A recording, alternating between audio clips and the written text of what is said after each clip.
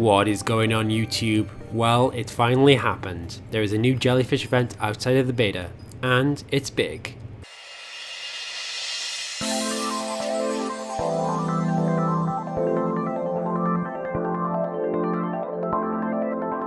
For those who are unfamiliar with what a jellyfish is, if you haven't watched the J.J. Abrams Star Trek movies, look away now. Spoiler alert.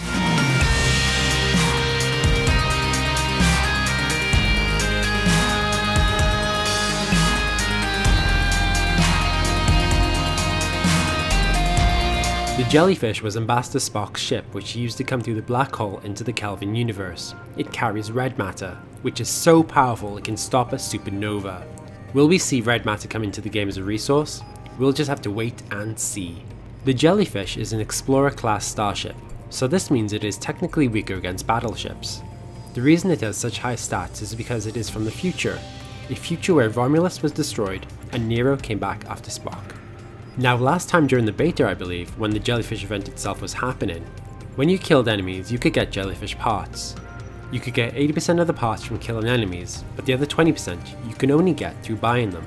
So this is the catch. In order to pilot an actual jellyfish, you have to pay at least something.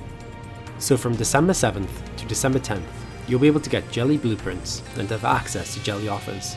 Actually, I just noticed something. December 7th is the last day of the red event.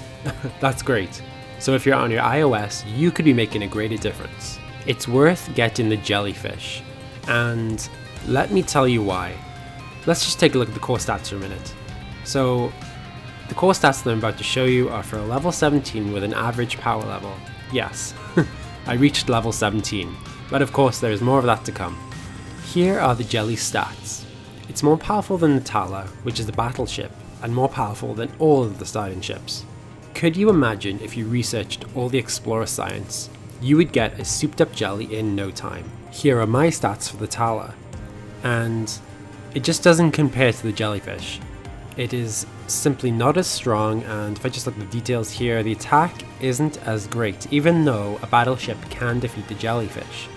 Even the Turas, which is an Explorer class starship, it doesn't have the capabilities like the Jelly does. It has slightly weaker defenses, and if I just look at the attack here, it does not compare to the Jellyfish. So the Jellyfish is really something special, which is going to make a big difference in this game. A lot of people have it already, but I think it'll definitely make a huge difference. The only way to properly counter a Jellyfish is with a Tala, but you really need to work on the research, and if you do not work on battleship research, then this isn't going to happen. Alright, well that's it for now. These starship events don't come along very often, but when they do, they are pretty amazing. I'm still waiting for the USS Vengeance and Enterprise though. Okay, until next time.